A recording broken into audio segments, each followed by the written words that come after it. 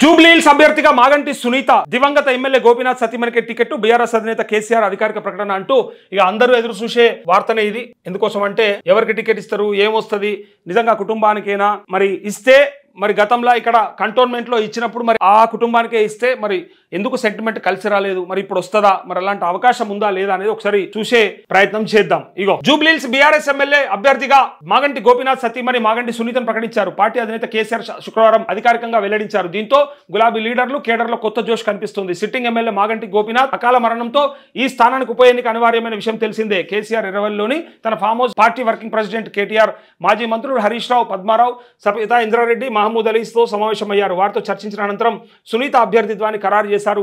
జూబ్లీహిల్స్ ఎన్నికల్లో తప్పకుండా బీఆర్ఎస్ విజయం సాధిస్తుందని కేసీఆర్ ధీమా వ్యక్తం చేశారు.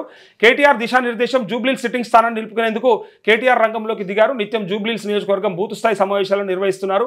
గోపీనాథ్ సేవలను కొనసాగించడానికి సునీత ముందుకొచ్చారని ఈ నెల 19న జూబ్లీహిల్స్ నియోజకవర్గం ఎర్రగడ్డ డివిజన్ సమావేశంలో కేటీఆర్ ఆమె పేరును ప్రకటించారు. ఎన్నికల కోసం ఇన్ఛార్జ్ని నియమించగా వారంతా క్షేత్రస్థాయిలో పర్యటిస్తున్నారంటూ ఫైనల్ గా సునీతకి వీళ్ళు టికెట్ ఇచ్చారంటే కొంత ముందుగానే ఉన్నారు. సో అధికార పార్టీ కాబట్టి ఇప్పుడు ఎట్లయినా మరి కాంగ్రెస్ ఎప్పుడు ప్రకటిస్తుందో, ఎవరిని ప్రకటిస్తుందో అని ఎదురు చూస్తా ఉన్నారు. పైసలు పెట్టి గెలవాలని ఒకవైపు, సెంటిమెంట్ తో అంటే గతంలో చేసిన అభివృద్ధితో లేదా ఆ కుటుంబం పెద్ద దిక్కును కోల్పోయింది కాబట్టి ఆ ప్రయత్నంతో వీళ్ళు, లేలే అసలు అర్బన్ ఓటర్స్ అంతా కూడా మా వైపే చూస్తారని చెప్పేసి బీజేపీ. ఈ మూడిట్లల్లా ఎవరిని చూస్తారనేది ఇప్పుడు మనం కూడా చూడాలి. ఒకటి, గతంలో చేసినటువంటి సేవలు, ఆల్రెడీ సిట్టింగ్ స్థానం, సిట్టింగ్ ఎమ్మెల్యే, పైగా ఆ కుటుంబ పెద్దను కోల్పోవడం వల్ల ఆ కుటుంబానికి పక్కకుంటారా, ఆ కుటుంబానికి మద్దతుకుంటారా, లేదా డబ్బులతోని ఎన్నైనా సరే ఓట్లు కొంటామని ధైర్యం చేస్తున్నటువంటి మరి కాంగ్రెస్ పార్టీకి ఓట్లేస్తారా, లేదా ఇటుపక్క అర్బన్ ఓటర్లంతా మా వాళ్ళే గంపగుత్తగా మాకే పడితే అనుకుంటున్నటువంటి బీజేపీకి పట్టం కడతారా అని అందరికీ కొంత ఉత్సాహంగానే ఉంది,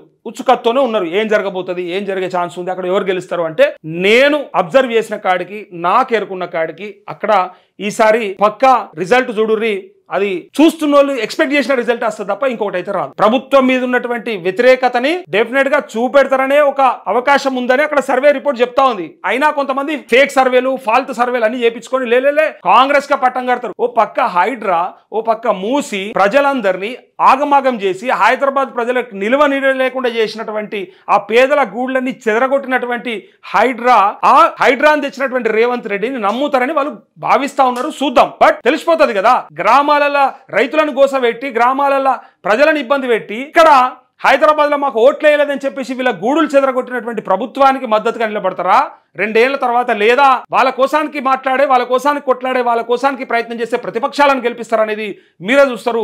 దాన్ని నేను అతి త్వరలో సర్వే రిపోర్ట్ ద్వారా చెప్పే ప్రయత్నం చేస్తా. ఏ డివిజన్లో ఎక్కడెక్కడ ఎట్లెట్లా ఉన్నది, పరిస్థితి ఏంది అంతా కూడా మనం తీసుకొచ్చి మీకు కళ్ళకు కట్టినట్టు కనిపించి చూపించే ప్రయత్నం చేస్తాను.